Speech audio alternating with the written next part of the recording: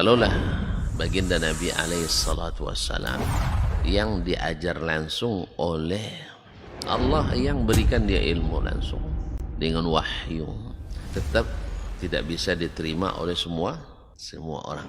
Innallaha la yarfa'ul ilma intiza'an yantazi'uhu min qulubil ibad walakin yarfa'ul ilma biqabdil ulama. Bahkan sebagian besar orang pada waktu itu menolak Nabi alaihissalatu wassalam. Tetapi Nabi sallallahu alaihi wasallam mengajarkan kita. Assalamualaikum warahmatullahi wabarakatuh. Alhamdulillahil wahidil qahar, al-azizil ghaffar, mukawwiril laili 'alan nahar, tawsiratan liulil qulubi wal absar, wa'idhatan liulil nuha wal i'tibar. Asyhadu an la ilaha illallah wahdahu la syarika lah, al-malikul jabbar, wa asyhadu anna Muhammadan abduhu wa rasuluhu al-mustafa al-mukhtar, sallallahu alaihi wa ala ali baitihi sadatil athhar wa ashabihi al-qadati al-kiram al-abrar والتابعين لهم بإحسان ما تعاقب الليل والنهار.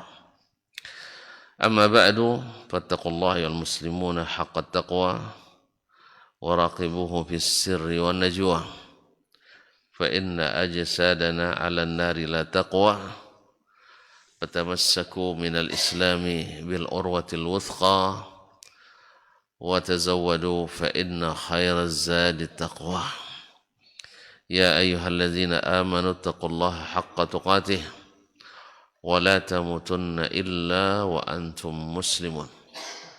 معاشر الحاضرين والحاضرات والمستمعين والمستمعات والمشاهدين والمشاهدات, bapak-bapak dan ibu, saudara-saudara dan saudara-saudari serta adik-adik dan anak-anak yang hadir di Masjid Zaid bin Thabit radhiyallahu anhu Pekanbaru ataupun yang mendengarkan melalui 91,1 FM serta yang menyaksikan melalui media live streaming dimanapun berada, alim ulama, cerdik pandai, tokoh adat, tokoh masyarakat, yang mudah-mudahan semuanya dalam limpahan rahmat, nikmat dan karunia Allah Subhanahu wa taala. Alhamdulillah, pagi ini, di pagi yang mulia ini, di munasabah salat subuh, kita diizinkan Allah sama-sama menikmati, mudah-mudahan juga nanti membawa kita ke surga ilahi, amin. Bersyukur kita kepadanya, mudah-mudahan nikmat ini sentiasa menemani sampai akhir hayat kita nanti. Selanjutnya salawat dan salam kepada Nabi alaihi salatu wassalam yang telah mengajarkan agama ini kepada kita, menjadikannya terang benderang, malamnya saja seperti siang. Semoga Allah mudahkan langkah kita mengikutinya, Allah kuatkan hati kita mencintainya, dan kuatkan pikiran kita dengan ilmu-ilmu yang diwariskannya. Salat bersambung pula kepada Ahlul Bait, kepada para sahabat, para tabi'in, dan orang-orang yang setia dan istiqamah di atas jalan Nabi alaihi salatu wassalam. Bapak dan Ibu kaum muslimin dan muslimat, menyambung kaji kita bersama Imam Asy-Syafi'i rahimahullah, masih dalam bab larangan yang bersifat umum di satu sisi, kemudian ada larangan lain yang bertentangan dengannya dari sisi yang lain. Kemarin berhenti pada athar Umar bin Khattab radhiyallahu taala anhu di saat beliau tawaf di Ka'bah setelah subuh, dan selesai tawaf ternyata matahari belum terbit. Lalu beliau mengundur salatnya sampai ke Zituwa, dan wallahu alam dipahami dari situ bahwa beliau memahami bahwa salat yang bersebab pun, yang ada sebabnya, tetap tidak dibolehkan di waktu-waktu yang terlarang. Dan waktu terlarang masih ada 5 kan? Ya, setelah sholat subuh sampai terbit fajar. Nah, bentar nih. Baru mulai nah. Belum panas ya. Nah, kemudian di waktu terbit matahari. Yang ketiga, di waktu matahari sedang tegak di pertengahan.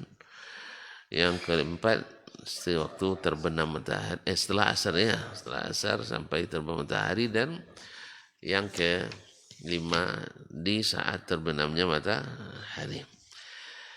Nah, asar Umar ini, wallahu alam, memahami satu, ada beberapa hal yang sudah disebutkan. Satu, bahwa salat sunat tawaf itu tidak mesti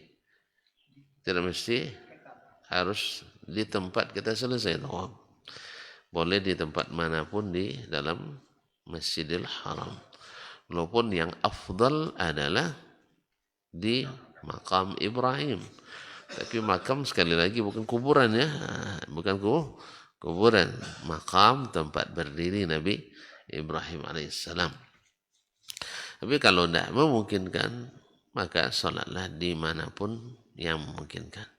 Nah, Umar radhiyallahu ta'ala di saat selesai salat subuh dan langsung tawaf sunat, kemudian di saat selesai ditengoknya matahari belum terbit, maka beliau tidak salat di waktu itu. Wallahu alam, seperti kata Imam Syafi'i rahimahullah, dia sampai kepadanya hadis tentang larangan salat di waktu itu, tapi tidak sampai kepadanya bolehnya salat yang ada sebab, yaitu hadis Abi Sa'id yang mengatakan, hadis Ibn Abbas yang mengatakan, ya bani Abdi Manaf, ya bani Abdul Muttalib, la tamna'u ahadan tafa bihadzal baiti aw shalla fi ayyi sa'atin min lailin aw nahar.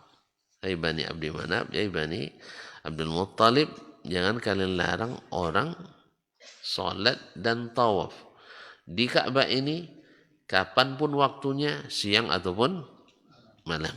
Nah, wallahu alam, ini yang diamalkan. Maka berkata Imam Asy-Syafi'i rahimahullahu taala, nah, innama naha anha lil ma'na alladhi wasafna fa kana yajibu alaihi ma fa'al. Sesungguhnya kemudian wa yajibu ala man alimal ma'na allazi naha anhu wal ma'na allazi ubihat fihi, wajib bagi orang yang mengetahui al ma'na allazi naha anhu, larangan atau makna atau illat atau sebab larangannya, wal ma'na allazi ubihat fihi, dan illat dibolehkan pula salat padanya. Anna ibahataha bil ma'na allazi abahaha fi khilaful ma'na allazi nafi, anna, bahwa sesungguhnya dibolehkannya salat, dibolehkannya salat bil ma'na allazi abahaha, dengan sebab yang karenanya dia bolehkan, fihi, pada waktu itu, khilaful ma'na allazi naha fihi anha, berbeda dengan sebab dilarangnya salat pada waktu itu. Ya, dibolehkannya salat di waktu yang terlarang itu sebabnya adalah sebab-sebab tertentu. Misalnya wudu atau tawaf, tahiyatul masjid dan sebagainya. Berbeda dengan makna atau illah. Imam Syafi'i selalu menggunakan kalimat makna dengan makna illah, sebab. Berbeda dengan sebab dilarangnya sholat di waktu itu. Apa larangan sholatnya?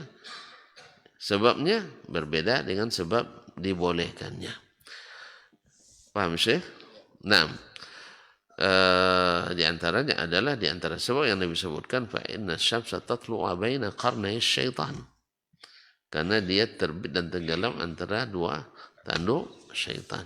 Maka orang yang sujud di waktu itu seolah-olah dia sujud kepada syaitan.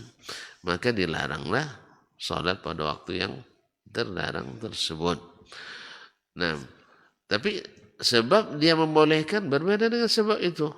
Yaitu ada sebab-sebab yang dilakukan kapanpun sebab itu ada dilakukan.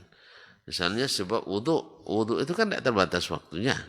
Nah, bila kita berwudhu, maka boleh kita salat sunat wudhu. Sekalipun di waktu yang terlarang tadi. Karena bukan karena terbitnya tadi kita salat, tapi karena wudhu. Atau di saat kita masuk masjid. Nabi melarang kita duduk sebelum salat dulu. Nah, sekarang di waktu terlarang, Nabi melarang kita salat pada waktu itu. Dan mana yang dikuatkan? Maka yang punya sebab khusus lebih kuat daripada yang punya larangan sebab umum. Ingat dia, selalu yang khusus lebih kuat dari yang umum. Makanya tidak kuat untuk suatu masalah atau suatu ritual ibadah khusus menggunakan dalil umum. Ingat itu. Karena khusus lebih kuat. Makanya orang-orang yang menjadikan dalil umum untuk suatu ibadah yang dikhususkan, maka adalah berdalil dengan dalil yang lemah. Ya Pak ya? Jelas? Jelas selesai kita Pak. Biarlah dulu belum jelas. Untuk masalah ini jalan. Jadi orang yang berdalil untuk suatu amalan khusus dengan dalil umum, maka dia sudah berdalil dengan yang lemah. Kecuali sama sekali dia mengamalkannya secara umum. Misalnya dalil fazkurullaha zikran katsira. Berzikirlah kamu kepada Allah dengan zikir yang banyak. Lalu dijadikan dalil untuk amalan khusus selesai salat. Ya Nabi kan membolehkan, boleh zikir subhanallah 5 kali, alhamdulillah 5 kali, Allahu akbar 5 kali. Boleh 10, 10, 10. Boleh 33, 33. Boleh satu. Tidak boleh? Tidak ada riwayatnya. Yang jalan betul lah Pak. Tidak ada tuh tidak tahu. Nah, jadi kaum muslimin dan muslimat yang mati Allah. Jadi kalau ada yang selesai subhanallah alhamdulillah wa la ilaha illallah lalu ya berdiri, yang ditarik pula sarungnya. Selesai dulu enggak. Ya. Tapi yang paling kerap sekali adalah 33. Nah, lalu antum dengan dalil umum berzikirlah pada zikir yang banyak. Kalau gitu saya tambah. Ya. Ya biar enggak misalnya 33 3 gitu ya. Maksudnya 333 subhanallah 333 kan tambah 3 juga kan. Maka dikatakan enggak. Dalil umum antum dalil lemah. Karena amalan yang digunakan amalan khusus. Jelas Pak? Maka misalnya ada larangan dilarang masuk kecuali staf dan karyawan, sah? Betul kan? Lalu antum bilang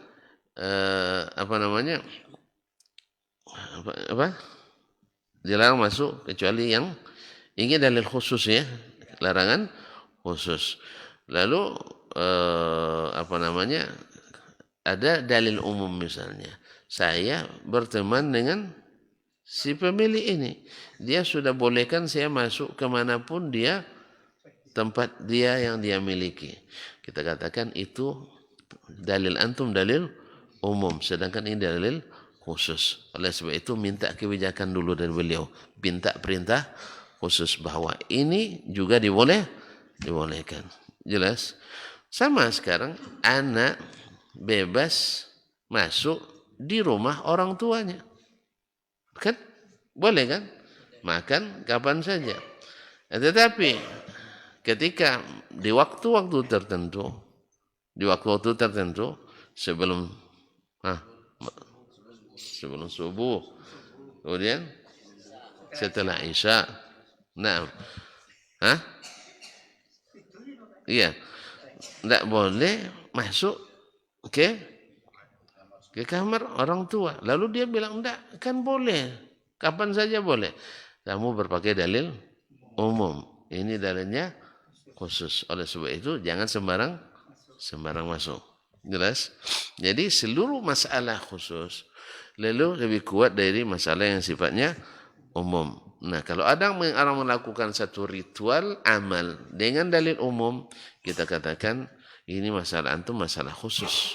Harus punya surat perintah khusus. Kalau tidak, maka tidak dibenarkan. Saya kira paham sekali ya. Ya dah? Paham? Kalau tidak, saya tambah contoh lagi ya. Ya kan? Seperti yang saya katakan misalnya, ini pejabat dibolehkan ya mengeluarkan dana yang dianggarkan dengan dalil umum, lalu dia membuat kegiatan khusus yang tidak tertuang dalam dalil umum. Boleh tidak dia membuatnya? Dia ingin juga pendapatan di situ. Boleh? Tidak. Ya betul, dia berhak menerima dengan dalil umum. Tapi kegiatan khusus mesti ada SK khusus. Oleh sebab itu rajin-rajinlah mengeluarkan. Kalau antum punya wewenang. Kalau punya wewenang, rajin-rajin bikin SK khusus. SPPD khusus. Ada SK-nya. Kegiatan ini dan itu ada SK-nya. Dan masing-masing itu legal, formal. Kalau soal halal itu nanti kembali ke ilmu syariat. Yang penting kan legal, formal. Habis itu kalau orang Islam pastikan halal. Jadi kadang-kadang ada yang bilang, kalau di pemerintahan ini kita tidak bicara halal haram musal. Yang penting legal atau ilegal. Kalau sudah legal, lanjut. Halal haram itu nanti di masjid Z aja. Nah, Allah musta'an. Kaum muslimin, saya jelaskan ya. Jadi jangan buat kegiatan khusus kecuali dalil khusus. Maka Umar radhiyallahu anhu wallahu alam, dia sampai kepadanya dalil larangan. Baik, kita selesaikan tadi. Jadi sebab dia dilarang sholat pada waktu itu berbeda dengan sebab dibolehkannya sholat pada waktu itu. Kama wasabtu, seperti yang telah saya jelaskan, kata beliau. Mimma rawa Aliyun an Nabi sallallahu alaihi wasallam an Nabi sallallahu min an-nahi an imsaki luhumid dhahaya ba'da thalas. Seperti mana yang diriwayatkan dari Ali bin Abi Thalib bahwa beliau melarang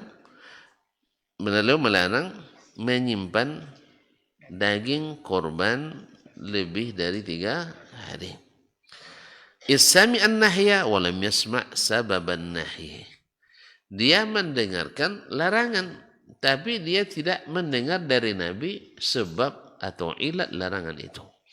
Jadi ilatnya tidak didengarnya, dia hanya mendengar larangan secara umum. Andainya dia mendengar larangan itu dengan ilatnya sekali, maka dia akan menyamakan dengan apa yang dilakukan Nabi Shallallahu Alaihi Wasallam. Nah, ilatnya di mana? Kan dalam hadis Aisyah radhiyallahu anha bahwa datang kaum dari kabilah Arab yang kondisi mereka sangat memprihatinkan.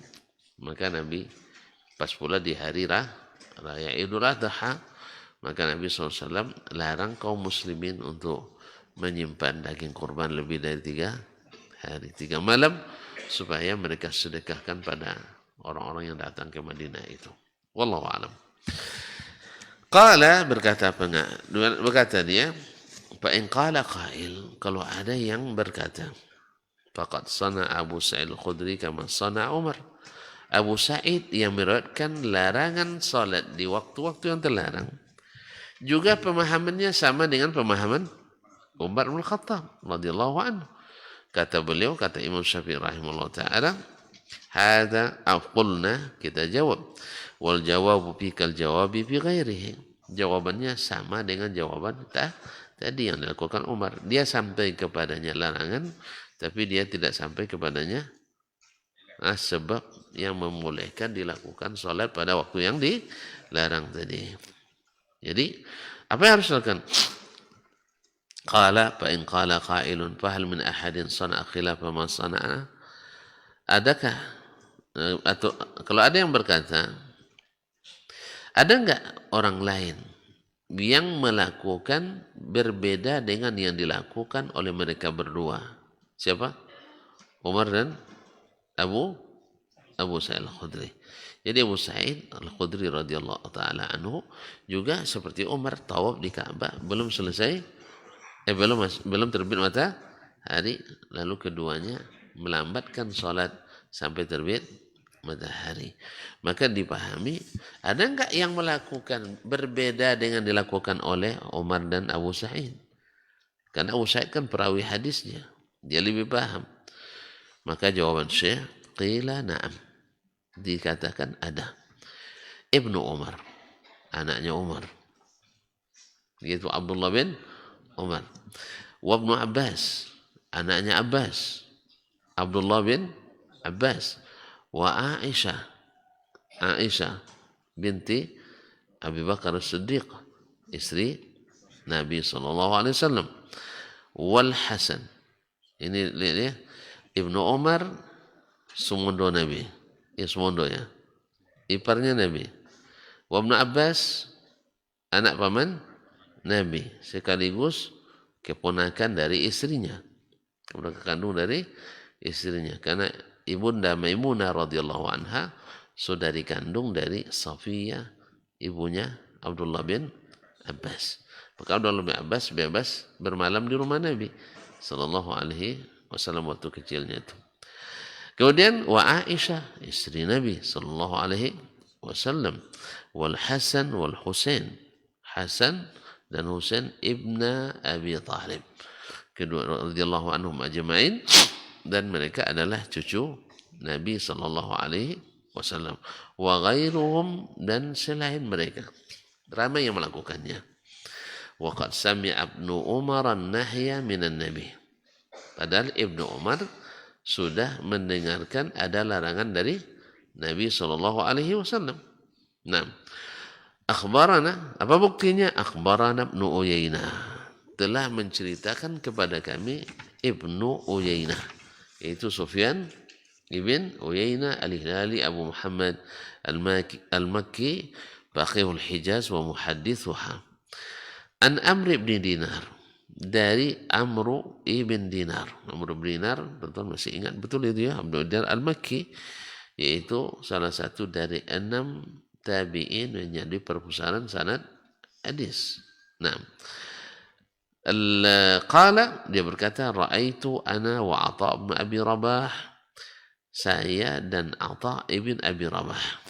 Atha ibn Abi Rabah adalah muftinya Makkah, dan di musim haji dia dapat lisensi khusus, tak boleh berfatwa di masa Harun ar-Rasyid, tak boleh berfatwa untuk masalah haji kecuali Atha bin Abi Rabah.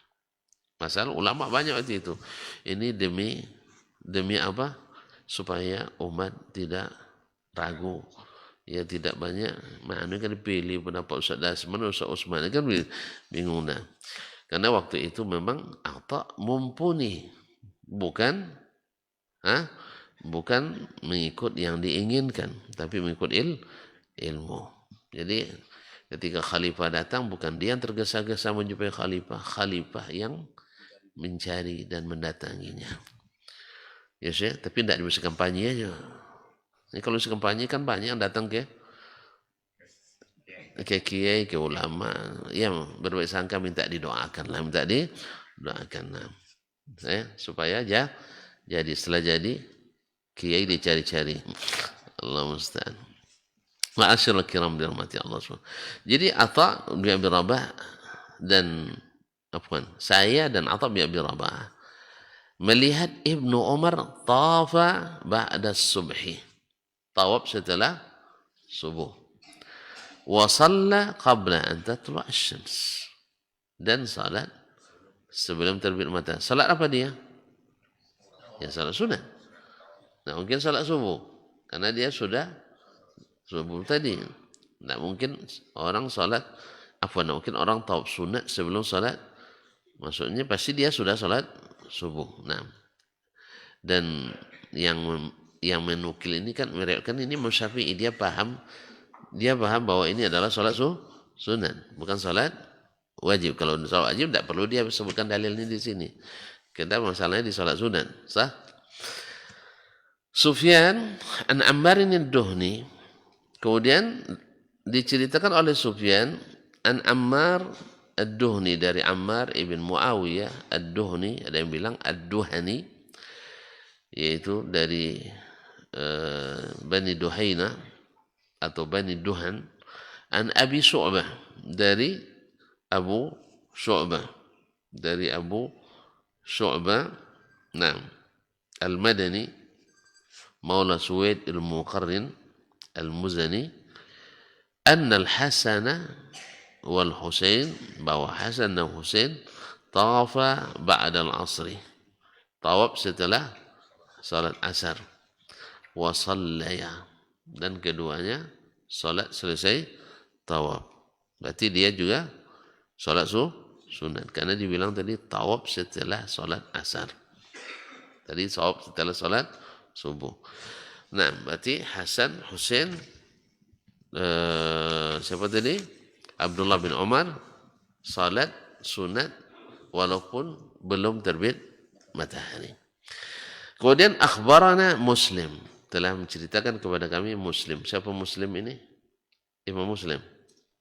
Bukan, siapa? Muslim ibn Khalid Az-Zinji Al-Makki. Ini guru pertama Imam Asy-Syafi'i di fikih di Makkah. Jadi pertama Imam Syafi'i belajar fikih pertama kali di Makkah adalah pada Muslim ibn Khalid Az-Zinji. Wa Abdul Majid, dan Abdul Majid ibn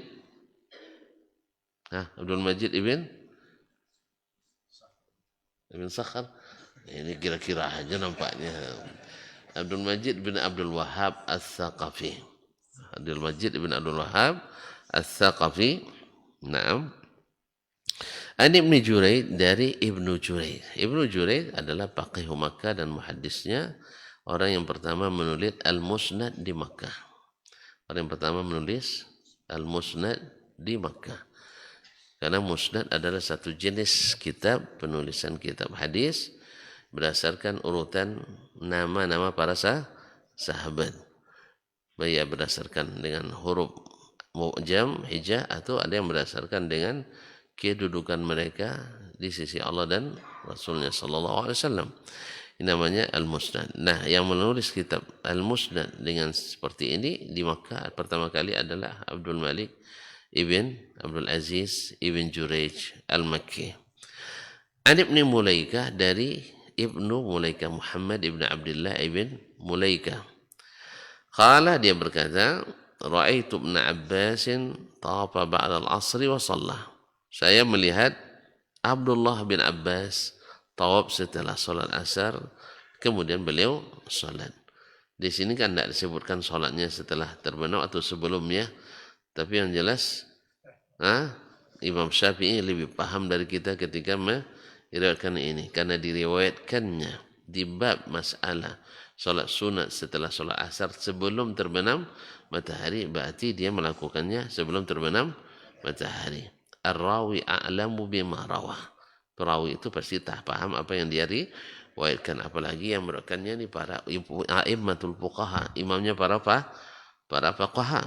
Muslim faqih, Abdul Majid bin Abdul Wahhab Ats-Tsaqafi faqih, Abdul Malik bin Abdul Aziz Ibnu Jurayj faqih, kemudian Ibnu Abi Mulaikah juga faqih, Ibnu Abbas juga faqih.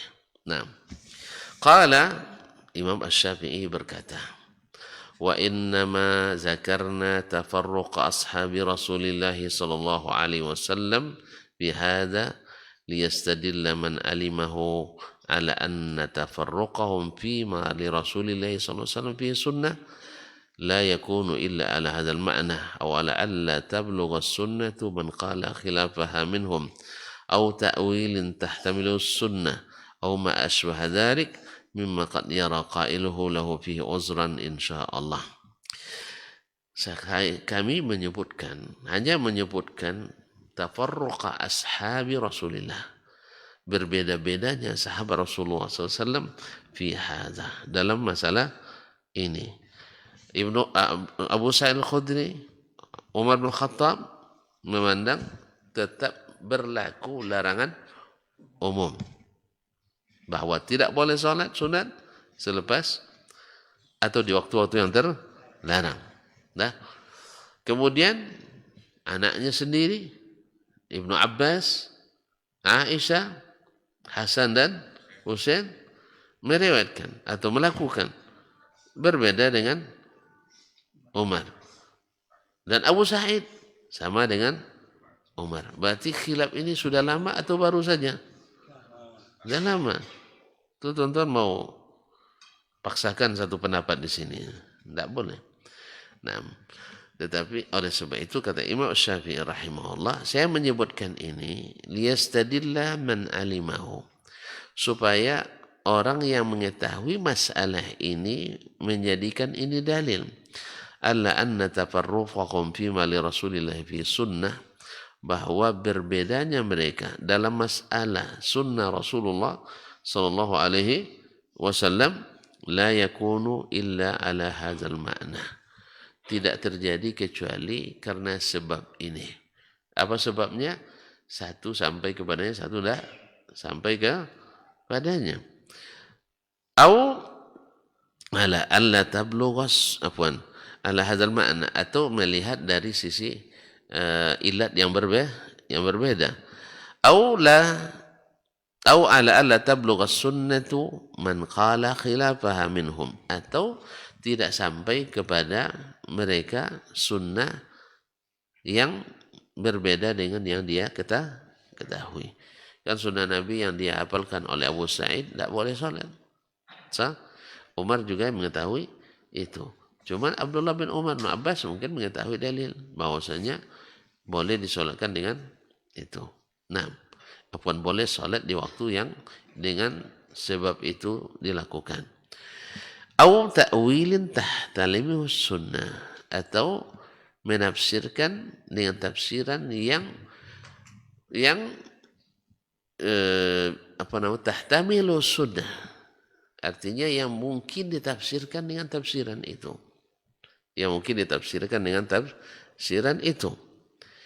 au ma asbah dzalik, atau yang serupa dengannya, mimma qad yara qailuhu lahu fihi uzran, yang mungkin dia melihat di situ ada uzur yang membolehkannya, insyaallah taala. Maksudnya kaum muslimin dan muslimat, jadi perbedaan ulama dalam masalah ini dari sisi pertama memandang dalil tadi di sisi illahnya. Ini larangan ini kenapa? Kemudian ini dibolehkan kenapa? Lalu ditarik kesimpulan oleh sebagian bahwa dibolehkannya karena ada sebab yang lebih khusus dibanding larangan. Nah, sedangkan yang melarang menganggap larangan itu tetap berlaku umum, sehingga dia tidak membolehkan sholat di waktu yang terlarang. Atau sebab kedua adalah tidak sampai kepadanya sunnah yang membolehkan, tapi sampai kepadanya sunnah yang melarang. Dan ini bukan sekali dua terjadi, sering terjadi bahwa sebagian sahabat belum sampai kepadanya dalil, sebagian dalil, sehingga dia mengamalkan apa yang dia ketahui. Jelas ya? Misalnya dalam kasus boleh menikah di waktu ihram. Abdullah bin Abbas dia menafsirkan sendiri bahwa Nabi SAW menikahi Maimunah sedang ihram. Tetapi ulama lain mengatakan tidak, dari perkataan Nabi dilarang nikah sedang ihram. Maka terjadi perbedaan mereka. Apakah ini larangan berlaku juga bagi Nabi atau tidak? Kalau tidak berlaku bagi Nabi, berarti ini min khasa'isin Nabi, sesuatu yang khusus untuk Nabi. Tapi saya mengatakan tidak. makna perkataan Abdullah bin Abbas wa huwa muhrim, bahwa dia sedang ihram. Kalimat muhrim ini diartikan dia sedang berada di tanah haram, bukan sedang ihram. Coba dikatakan seseorang misalnya berada di Mina, rajulun mumni, seseorang yang sedang berada di Mina. Makanya termasuk lagas fikih, rajulun amna wa la yajibu alaihi al-ghuslu. Ya, orang paham bahasa Arab paham dia lupa. Seseorang amna. Kalimat amna ini bisa diartikan dengan keluar mani. Keluar mani bisa diartikan sedang berada di Mina. Paham ya? Nah, ketika para ulama menyebutkan rajulun amna wa la yajibu alaihi al-ghuslu. Seseorang amna kan dua makna boleh mengandung. Lalu tidak wajib baginya mandi. Berarti apa yang maksud? Sedang di Mina. Ya. Tapi yang tidak biasa dengan lagas seperti ini, tidak mungkin sih. Tidak mungkin. Sebab dia bertengok kamus amna, seorang mengeluarkan mani. Sedangkan kalimat amna berada di Mina jarang disebutkan. Hanya orang-orang yang fikih lughahnya mendalam, paham dengan istilah sini. Atau misalnya ar-rajulu ahrama, na'am, wa yahillu lahu ayyujami'a zawjatahu. Seseorang ahrama, ahramati bisa dikatakan dengan ihram atau sedang berada di tanah haram. Lalu kalimat setelahnya menunjukkan mana yang dimaksud. Yahillu alaihi ayyujami'a ahlahu. Orang ahrama tapi boleh mendekati istrinya. Berarti apa maknanya di sini? Berada di tanah haram, bukan sedang ihram. Jelas ya? Ada jelas nampaknya ada waktu dah. Nah, kalau ada jelas kita selesai. Nah, kaum muslimin dan muslimat. Nah, ada kalanya sunnah tidak sampai kepada sebagian dan sampai pada yang lain. Lalu kalau demikian, apa yang dilakukannya? Qala al-Imam Syafi'i rahimahullah, wa idza thabata Rasulullah sallallahu alaihi wasallam asy-syai'u, apabila sabit sesuatu dari Rasulullah, sesuatu sini tentu sunnahnya.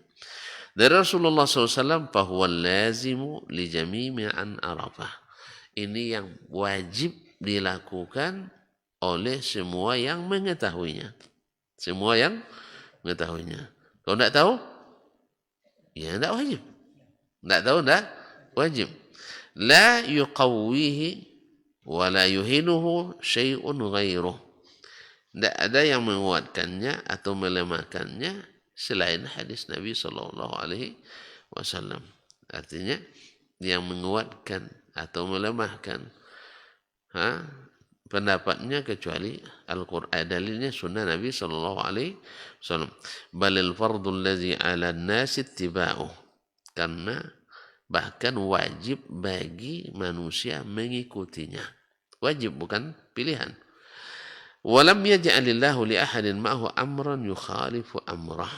Karena Allah tidak menjadikan bagi seorang pun boleh menyelisihi. Tidak Allah jadikan bagi seorang pun perintah boleh menyalahi perintah Rasulullah SAW. Arti baik Imam Malik tak punya hak membantah Rasulullah. Imam Syafi'i tak punya hak untuk berbeda dengan Rasulullah. Imam Abu Hanifah juga demikian. Imam Ahmad bin Hanbal juga demikian. Nah, kalau itu halnya, maka ketika Umar sampai kepadanya hadis dilarang sholat setelah sholat subuh, kan dia sampai kepadanya, maka dia lambatkan sholatnya. Lalu dia tawaf setelah subuh. Selesai tawaf kan sunat baginya sholat. Tapi yang sampai kepadanya larangan sholat. Lalu dia mengatakan, kalau begitu saya lambatkan sholat setelah terbit matahari. Ini yang sampai kepadanya. Tapi yang lain memahami bahwa umum larangan itu tidak berlaku pada sholat-sholat khusus. Di antara yang memahami seperti itu adalah anaknya sendiri. Jadi yang bilang pula Umar tidak patuh sama ayahnya. Tidak.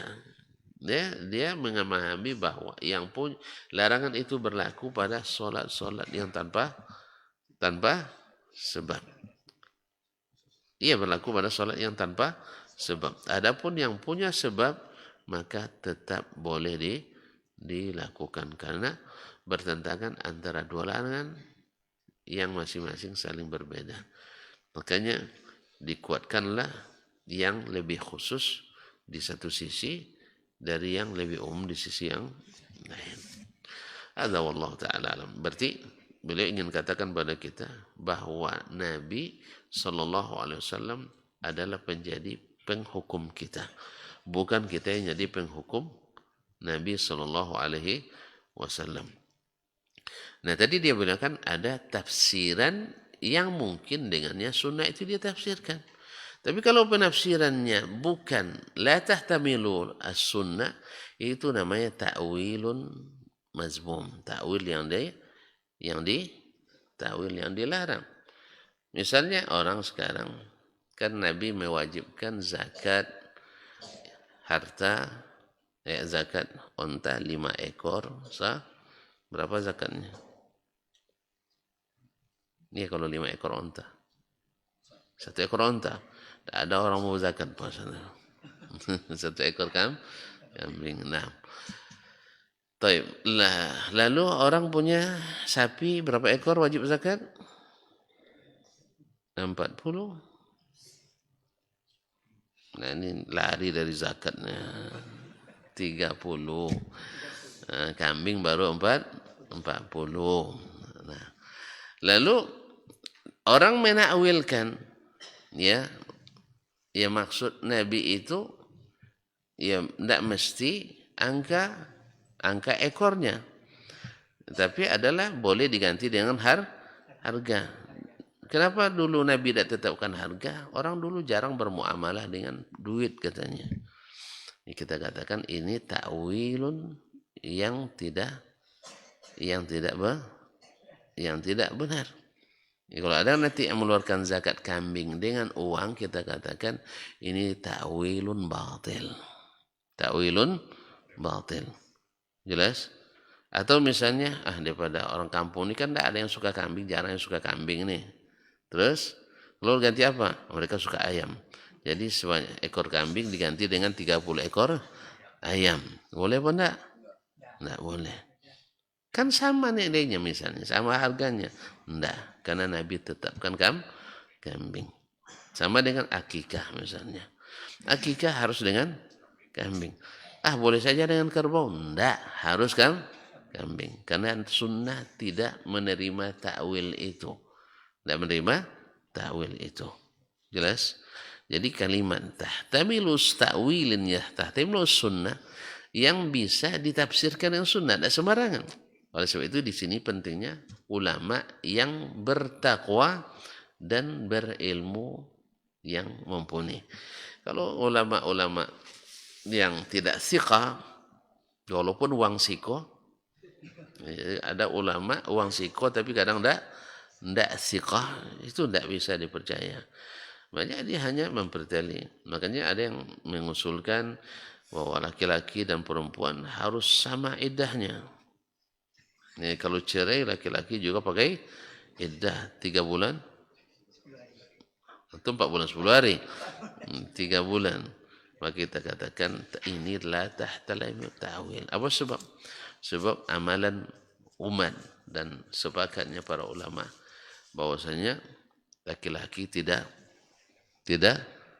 ada iddahnya. Tidak ada iddahnya. Loh berarti tidak adil. Kalau tidak adil, Allah tidak ada keadilan di dunia dan di akhirat. Ya, nanti tidak protes Allah, protes saja di akhirat nanti. Ya, di dunia kita tak punya jalan kecuali mengikut Nabi sallallahu alaihi wasallam. La yus'alu amma yaf'al wa hum yus'alun. Allah tidak dimintai pertanggungjawab tentang apa yang dia lakukan, tapi kita yang akan dimintai pertanggungjawaban. Mau ikut silahkan, ini surga bagiannya. Mau tidak ikut silahkan, ini neraka bagiannya. Loh, Allah kok semena-mena? Ya memang hak dia untuk mengatur kita. Tapi ketahuilah, seluruh yang diaturnya kebaikan untuk kita. Seluruh yang larangnya mudarat bagi kita. Silakan diuji. Saya nak tanya ke antum, negeri paling tentram di masa selama orang yang paling masyarakat terbaik sepanjang sejarah kapan? Masa Nabi sallallahu alaihi wasallam, dari semua sisi. Dari semua sisi ekonomi, sisi keamanan, sisi politik, sisi adab, keadilan. Sah? Kenapa mereka bisa seperti itu? Karena mengikuti Allah dan Rasul sallallahu alaihi wasallam. Jelas? Di masa ini bisa kita cari buktikan bahwa orang yang melaksanakan perintah Allah pasti lebih aman, pasti lebih nyaman, tapi lebih kaya, ya, lebih sejahtera. Ya, walaupun SDA-nya tidak sebanyak yang dimiliki oleh negeri-negeri yang daripada itu. Jadi oleh sebab itu nampak keberkahannya. Nah, jelas ya? Jelas. Lalu ada yang mendebat pula, Ustaz, tapi orang-orang kafir lebih kaya daripada orang Islam. Nanti mandang duit, masalahnya mata duitan. Ya, orang Islam itu bukan kekayaan hanya dinilai dari duit, tapi dari keberkahan uang itu. Kaya dia, tapi membuat dia tidak beriman, miskin. Kalau antum baru sedikit kaya aja sudah nak jadi kafir. Bukan. Orang Islam kekayaannya semuanya berguna di dunia dan di akhirat. Orang kafir tidak. Mungkin di dunia ada gunanya, tapi di akhirat dia merugi. Berarti orang-orang beriman diberikan Allah SWT rezeki, tetapi berkah. Orang-orang kafir banyak tapi tidak berkah. Makanya orang-orang beriman diberikan harta membuat dia semakin berguna, bermanfaat. Tapi orang kafir tidak, dia sendiri kadang tidak menikmati. Dia sendiri tidak menikmati. Oleh itu kita doakan mudah-mudahan Allah bernyakan orang-orang beriman yang kaya. Sah? Nah, tapi kita tidak mulai dari satu, tapi menilai dari secara keseluruhan. Secara keseluruhan. Dan kalau diukur dengan harta, dunia ini tak seberapa. Bahkan di sisi Allah tidak sama nilai dengan sebelah sayap lalat atau sayap lalat nyamuk. Ada yang mau jualan sayap lalat? Ada. Tapi kok berebut kita juga? Nah, karena kita memandang dunia itu lebih hebat daripada segalanya. Wallahu musta'an. Taib, tadi Bapak dah bilang jelas. Oleh sebab itu kita sudahi.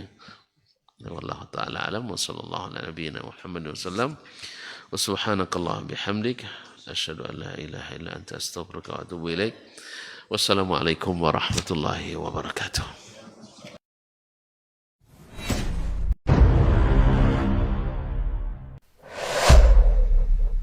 Dunia dan seisinya ini bagi Allah tak sama nilainya dengan sebelah sayap lalat. Barang siapa yang beramal untuk akhiratnya, Allah akan cukupkan baginya urusan dunia. Sayati zamanun 'alan nasi as-sabiru fihim qalqabit al-jamarah. Akan ada satu masa di akhir zaman yang berpegang teguh dengan agamanya seperti orang yang sedang memegang bara